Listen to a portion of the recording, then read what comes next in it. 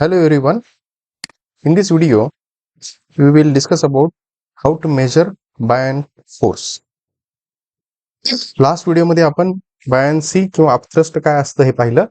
ह्या व्हिडिओमध्ये आपण बायन्सी फोर्स ऍक्च्युअल मध्ये आपण कसा मेजर करतो, कॅल्क्युलेट करतो ते प्रॅक्टिकली बघू, थ्रू एक्सपेरिमेंट बघू. First, suspend a solid, a stone or a metallic cylinder from a spring balance with help of a string and then note the reading on the spring balance. आपल्याला practical experiment काय करायचं बघा. Suspend a solid, मी एक हा solid piece घेतला. हा solid piece may be stone असेल, एक दगड असेल किंवा एखादा मेटॅलिक सिलेंडर असेल, तो घेतला. And from a spring balance, हा मी स्प्रिंग बॅलन्सचा यूज केलेला आहे. स्प्रिंग 3 कंपोनंट आहेत. एक आहे स्प्रिंग बॅलन्स हा, त्याच्यानंतर इथं ही स्ट्रिंग आहे आणि इथं ऍक्च्युली तो सॉलिड आपला पीस आहे, स्टोन आहे किंवा मेटॅलिक सिलेंडर वॉट एव्हर. हा सॉलिड पीस ह्या स्ट्रिंग थ्रू ह्या स्प्रिंग बॅलन्सला अटॅच केलेला आहे with help of a string. Note the reading on the spring balance. हा सॉलिडचा पीस एअर मध्ये असताना आपण ह्या पीसचं ह्या स्प्रिंग बॅलन्सचा यूज करून वेट मेजरमेंट केलं. सपोज ते वेट W1 इतका आहे. कधी? ज्यावेळी हा सॉलिड एअर मध्ये आहे, ऍटमॉस्फेरिक टेम्परेचरला किंवा नॉर्मल टेम्परेचरला, नॉर्मल वर्किंग कंडिशनला आपण जर वेट मेजर केलं ह्या सॉलिडचं तर ते W1 इतकं आहे. Suppose now gently immerse the solid into the water in a beaker. Note the reading on the spring balance. आता मात्र मी काय केलं, पहिल्यांदा मी ते एअर मध्ये मी वेटचं मेजरमेंट केलं होतं. आता मात्र मी एखादा बिकर ज्याच्यामध्ये पाणी आहे, तो पाण्याचा बिकर मी ह्या सॉलिड जवळ घेऊन आलो आणि हा सॉलिड हा त्या वॉटर मध्ये मी इमर्स केला, पार्शली मी त्याच्यामध्ये बुडवला. आणि आता जर मी त्या स्प्रिंग बॅलन्स मध्ये ह्या सॉलिडचं वेट मेजर केलं, सपोज ते W2 इतकं आहे. आपल्याला W1 आणि W2 ह्या दोघांचं कंपॅरिझन करायचं आहे. So compare the two readings W1 and W2. आता बघा, जसं मी अगोदर म्हटलं, weight of the solid in air. त्या सॉलिडचं एअर मध्ये असताना वेट किती होतं? W1 इतकं होतं. W1 किलोग्रॅम फोर्स किंवा W1 kgf असं मी म्हटलं, किंवा इतकं W1 इतकं वेट त्याचं सॉलिडचं एअर मध्ये आहे. Weight of the solid immersed in water W2 इतकं आहे. Suppose W2 kilogram force, W2 kgf इतकं आहे.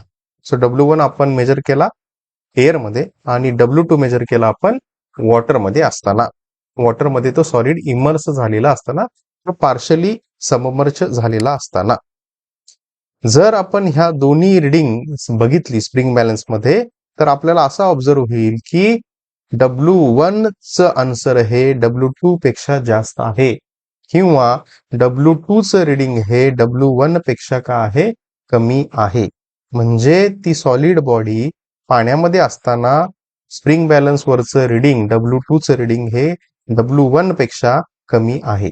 तर असं का होतं? त्याचं रिझन तेच आहे, बायन्सी फोर्स किंवा बायन फोर्स किंवा अपथ्रस्ट. हिथं जर बघितलं आपण, हिथं वेट W1 होतं आणि हिथं W2 होतं, म्हणजे काहीतरी वेट लॉस झाला. W1 आणि W2 मध्ये W2 कमी आहे, W1 मोठा आहे.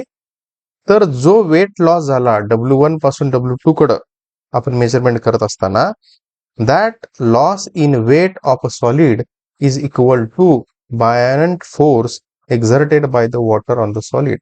तो झालेला वेट लॉस दुसरं काही नसून तो का आहे? बायनंट फोर्स आहे.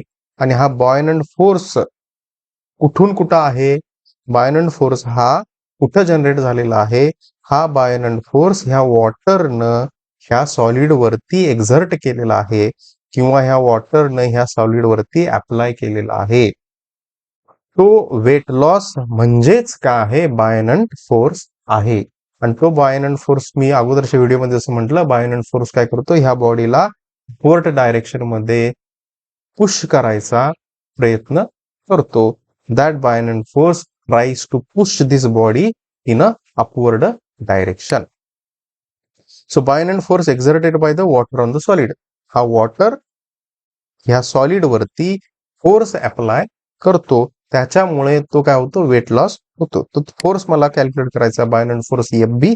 तो कसा कॅल्क्युलेट करणार, F B is equal to weight loss आपल्याला कॅल्क्युलेट करायचा आहे. आपल्याला माहित आहे W1 चं मॅग्निट्यूड W2 पेक्षा जास्त आहे. So W1 kgf minus W2 kgf. kgf हे युनिट आहे, kgf हे युनिट आहे.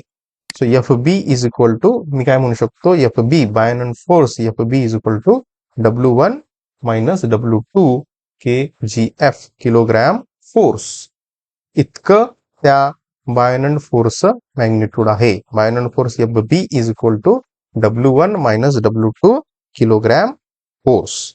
So like this we can measure the buoyant force. So the experiment we have conducted first in air, we have measured the weight, and then next we have conducted in water where the solid is partially immersed. Thank you.